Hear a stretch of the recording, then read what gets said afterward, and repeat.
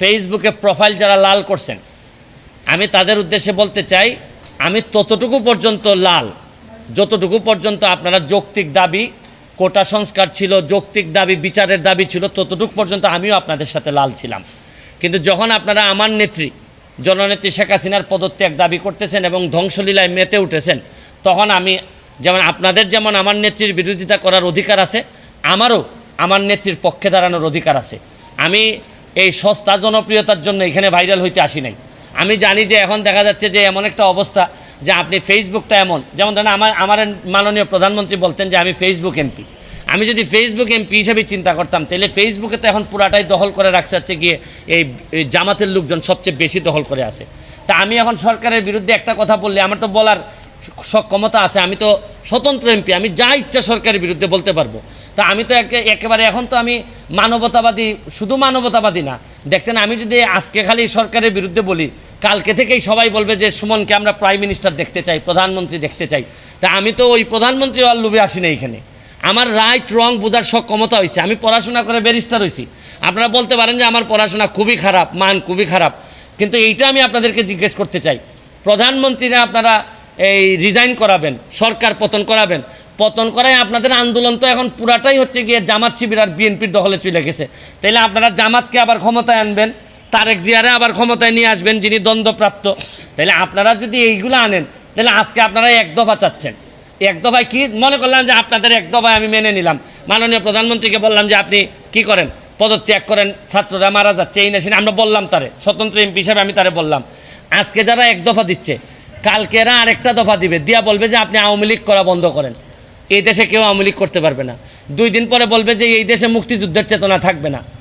এরা একটার পর একটা দফা তো আপনি যদি সব সারেন্ডার করে মেনে নেন, তাহলে আমরা যাব কোথায়? আমি তো কোনো সংঘাত চাই না, আমি তো কোনো ধরনের সংঘাত, একটা প্রাণহানিরও আমি কোনোভাবেই পক্ষে না। যতগুলা ছাত্র মারা গেছে তাদের প্রতিটা ছাত্রের আত্মার মাগফিরাত কামনা করা এবং বিচারের ব্যবস্থা করার জন্য আমি সবচেয়ে, শুনেন, এখন হয়েছে কি, দুর্নীতির বিরুদ্ধে যুদ্ধ তো নাই, এখন তো নতুন আরেক যুদ্ধ তৈরি হয়েছে।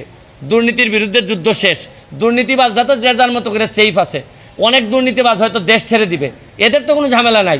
মরবে হচ্ছে গিয়ে যে যারা এই না দুর্নীতি করছে, না এরা এই যে সহজ সরল জীবনযাপন চাইছে, তারাই এখন বিপদগ্রস্ত বেশি। আমি এই প্রশ্নটাই আমার কাছে মনে হয় আমার জীবনের সাথে মানানসই না। আমি কোনোভাবেই এই দেশ ছাড়বো না, এই দেশ আমার। দেশ ছাড়বো তো আমি কখন, যদি আমার এমন কোনো অসুখ হয় যেটা দেশে কোনো আর এই রোগ দেশে কোনো চিকিৎসা নাই, তাতেও আমি মনে করি মৃত্যু তো হবেই, দেশটাতে হওয়ার মতো শান্তি আর কোনো কিছুতে আমি পাই না। যারা যাচ্ছে বা যাওয়ার প্ল্যান করতেছে তাদের তো অনেক কারণ থাকতে পারে, তবে আমি মনে করি, মনে রাখবেন, প্রকৃত আদর্শের একটা মানুষ কোনোদিন তার আদর্শের মানুষকে এই বিপদে রেখে, ক্রাইসিস মোমেন্টে রেখে যাইতে পারে না। যারা যায় এরা কোনোদিনই কারো লোক ছিল না, এরা একমাত্র এদের ছাড়া কোনো চিন্তা এরা কোনোদিন করে নাই। আমি আপনাদেরকে বলবো যে শুনেন, উত্থান পতন, জমিনে কে সম্মানিত হবে তার ফয়সালা হয় আসমানে। উত্থান থাকবে, পতন থাকবে, তারপরে যে যে আদর্শের আছি, এই আদর্শের দুঃসময়ে যদি থাকতে না পারি, না হয় আমার এমপিত্ব যাবে, আমাকে না হয় কেউ আর ফলো করবে না, আমাকে জাতীয় বেঈমান বলেন, তারপরও আমি বিশ্বাস করি আমি জননেত্রী শেখ হাসিনাকে শেষ পর্যন্ত আমি চেষ্টা করব তার সাথে থাকার, এবং আমি কোনোভাবেই জামাত বিএনপিরে এই ক্ষমতায়, এই দুর্নীতিগ্রস্ত এইরকম একটা ক্ষমতায় আসার জন্য, বাধা দেওয়ার জন্য যা যা করা লাগে আমি করব। সাধারণ ছাত্ররা যদি আমাদেরকে বিদায় করে দেয় দিক, কিন্তু সাধারণ ছাত্ররা এই ধরনের নেতৃত্ব তৈরি করে এই ক্ষমতায় আসুক, আমি তো ওয়েলকাম জানাই, আমি তো এদেরই প্রতিনিধি আমি মনে করি। কিন্তু এরা তো জানে না, এরা আবেগ প্রবণ কইরা কোথায় দেশটারে নিয়ে যাচ্ছে। কালকে যদি শেখ হাসিনা যদি না থাকে, পরশুদিন কি আপনি তারেক জিয়ার আইনে দিবেন? আপনি কি কারে দিবেন? এই যে 14 জন আর 100 জন সমন্বয়ক আছে, তারা এসে ক্ষমতা নিক, তারা তো ক্ষমতা নিতে পারবে না।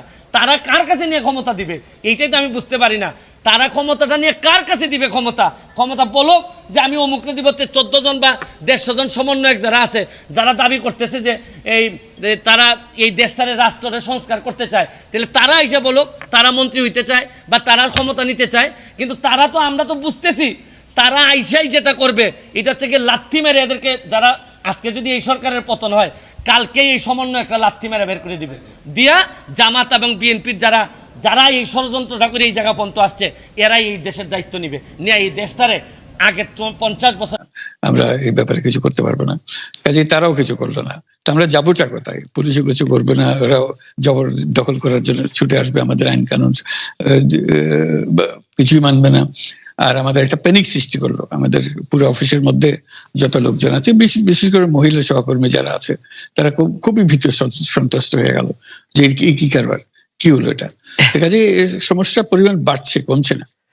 সমস্যা পরিমাণ বাড়ছে, কমছে না। আমি একটু পিছনে আদালতে আপনার বিরুদ্ধে রায় ঘোষণার পরে আপনি একটা প্রতিক্রিয়া দিয়েছিলেন। সেই প্রতিক্রিয়া আপনি বলেছিলেন যে বাংলাদেশের একটি কথায় আপনি এরকম বলেছেন যে বাংলাদেশের প্রতিটি নাগরিককে অন্যায়ের বিরুদ্ধে এবং গণতন্ত্র এবং মানবাধিকারের পক্ষে এক কণ্ঠে কথা বলার আহ্বান জানায়। অনেকে এইটাকে দেখছেন হচ্ছে এরকম করে যে আপনি গণতন্ত্রের পক্ষে লড়াইয়ে সামিল হতে বলছেন। প্রশ্ন কেউ কেউ করছেন, প্রশ্ন উঠছে, আপনি কি এইসব মামলা মোকদ্দমা থেকে মুক্তি পেতে এই সরকারেরই পরিবর্তন চাইছেন? খালেদ, তুমি কি গণতন্ত্রের বিরুদ্ধে নাকি? হঠাৎ এটা নিয়ে তো চিন্তিত? আমি গণতন্ত্রের কথা বললাম ঠিক আমার জন্য, তুমি তো বলে আমিও তো, তুমি বলতে আমিও তো আছি, কাজে আমাকে পৃথকভাবে বলতে হচ্ছে কেন? আমরা সেটাই বলতেছি, কাজে আমরা কেউ গণতন্ত্রের বিপক্ষে না, সবাইকে স্মরণ করিয়ে দেওয়া যে আমরা সবাই গণতন্ত্রের পক্ষে, মানবাধিকারের পক্ষে, আমরা ন্যায় নীতির পক্ষে, রুল অফ লর পক্ষে। এইগুলো না থাকলে জাতি হিসেবে আমরা টিকে থাকবো না। তো কাজে যখনই মনে হচ্ছে যেগুলো এখন ফরেন ওয়ার্ডস হয়ে গেছে, তাতে মনে হবে যে আমাদের সমাজ হিসেবে আমাদের দায়িত্ববোধ অনেক বেড়ে গেল। এগুলোকে প্রতিষ্ঠিত করা, সোচ্চার করা, মুখ ফুটে বলা, এটা সবাইকে বলতে হবে, মুখ ফুটে বলতে হবে। আমার বিরুদ্ধে অভিযোগ হলে আমি বলছি না বলে, আপনি বলছেন না কেন? একবার বলে এখন তোমার প্রশ্নের সম্মুখীন হয়ে গেলাম। অনেকে বলছেন না, আপনি তো শতবার শতমুখে গণতন্ত্রের কথাই বলবেন, আমাদের সবারই বলা উচিত, কিন্তু প্রশ্নটা এমন ভাবে তোলা হচ্ছে যে আপনি আসলে আপনার রায় ঘোষণার পর আপনি বলছেন গণতন্ত্রের কথা, মানবাধিকারের কথা। অনেকে বলছেন যে এই কথা কি আসলে যেহেতু ব্যাপারটা আপনার উপরে আসলো তখনই আপনি আসলে বললেন কিনা, নাকি আপনি আসলে বলতে চান না, আপনি আগে যেরকম বলছেন? হতে পারে, মুখ যখন বন্ধ থাকে কোনো কথাই বলা হয় না। এখন যখন মুখ খোলার সুযোগ হয়েছে, সামনে ক্যামেরা নিয়ে দাঁড়িয়ে আছে, মাইক্রোফোন দিয়ে দাঁড়িয়ে আছে, কথা বলছি, কাজে মনের কথাটা বললাম আর কি, যেটা মনে ছিল বলা হচ্ছিল না সেটা বললাম। এটা আমার ধারণা এটা সবারই মনের কথা, সেটাকে প্রকাশ করা। তারাও চায় যে তারা বলুক, আমি বললে তাদেরও মনে সাহস আসে যে উনি বলছেন যখন আমরাও বলতে পারবো। প্রফেসর ইউনূস, আপনি যখন বলছেনই তখন আমি এই কথাটাকে একটু ইলাবোরেশন আপনার কাছ থেকে আশা করতে পারি, যে আপনি যখন বলছেন যে গণতন্ত্র মানবাধিকারের পক্ষে এক কণ্ঠে কথা বলার আহ্বান আপনি জানাচ্ছেন, আপনার কাছে কি মনে হচ্ছে যে গণতন্ত্র মানবাধিকারের পক্ষে এখন বহু পক্ষ বহু কণ্ঠ, এটা আসলে এক কণ্ঠে কেউ বলতে পারছে না বা সাহস পাচ্ছে না বা বলছে না, এরকম আপনার মনে হচ্ছে কিনা? আমার মনে হচ্ছে তাই, কারণ বলতে পারছে না তো, মুখ খুলে সব গণতন্ত্রের কথা বলতে পারছে না, কাজে সেটা বলা, এক বাক্যে বলা, পরিষ্কার কণ্ঠে বলা, এটা আমাদের সবার দায়িত্ব, তো জাতীয় দায়িত্ব এটা, যে না হলে গণতন্ত্র বলে কিছু থাকবে না আমাদের জন্য, আদৌ গণতন্ত্র বলে কিছু থাকবে না। একটা প্রশ্ন করি যে বর্তমান সরকার আরো স্পেসিফিক ভাবে বললে, প্রধানমন্ত্রী শেখ হাসিনা স্পষ্টতই আপনাকে অপছন্দ করেন, অনেক কিছুর জন্য আপনাকে দায়ী করেন, পদ্মা সেতু এবং এই সেই। এর কারণ কি বলে আপনি মনে করেন? আপনাকে কি তিনি তার প্রতিদ্বন্দ্বী মনে করেন, নাকি সত্যি তার কাছে এমন কোনো তথ্য রয়েছে যে আপনার বিশাল কোনো রাজনৈতিক অভিলাষ রয়েছে, আপনি কি রাজনৈতিকভাবে তার প্রতিদ্বন্দ্বী হয়ে উঠছেন বলে তিনি আপনাকে অপছন্দ করছেন, না কি কারণে, আপনার কি মনে হয়? আমার মনে হয় উনি মনে করেন যে আমি দেশের সর্বোচ্চ ডাকু, সন্ত্রাসী, কিংবা আমি অপরাধী, আমি সেরা চোর, এই জাতীয় জিনিস মনে করেন। কাজে সেগুলো ব্যাখ্যা করেন উনি তার মুখে। উনি বলেন যে আমি সুদখোর, আমি ঘুষখোর, আমি সব এমন সব কটু শব্দ ব্যবহার করেন, যাতে মনে হয় যে আমার সম্বন্ধে তার ধারণা খুবই খারাপ। কিন্তু এইটা তো এরকম ছিল না।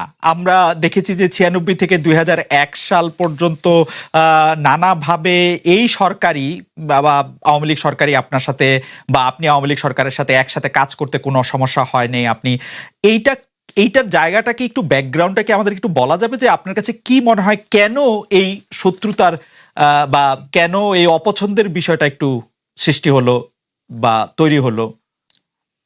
যেই হোক, এটা আমার তরফ থেকে হয়নি, আমি তাকে যথাযথ শ্রদ্ধা করে নিয়ে গেছিলাম আমাদের মাইক্রোক্রেডিট সামিটে ওয়াশিংটন ডিসিতে। আমাদের প্রধান অতিথি করে নিয়ে গেছি, সবাই সম্মান করেছে, কারণ এই মাইক্রোক্রেডিটটা তখন পৃথিবীর সামনে আসছে, বড় আকারে আসছে, এবং এটা বাংলাদেশের অবদান হিসেবে সবাই স্বীকৃতি দিচ্ছে। ওয়াশিংটনে দুনিয়ার সেরা যারা সবাই উপস্থিত ছিলেন, তার মধ্যে আমরা ওনাকে নিয়ে গেছিলাম এই জন্য যে বাংলাদেশের পক্ষ থেকে এই গৌরবটা যেন তিনি আমাদের পক্ষ হয়ে গ্রহণ করেন। উনিও রাজি হয়েছেন, উনিও গেছেন, করেছেন। কাজে এটা স্বাভাবিকভাবে এই সম্পর্ক থেকে যাওয়ার কথা ছিল, কিন্তু কি কারণে এটা ঘাটতি হতে আরম্ভ করলো বুঝতে পারলাম না। কিছুদিন পর থেকেই ওনার আচরণ এবং তার শব্দ পরিবর্তন হতে আরম্ভ করলো। এমন পরিবর্তন হলো, এখন আমাকে চোট বদমাইশ ছাড়া আর কোনো বিষয় উনি মনে করেন বলে মনে হয় না আমার কাছে।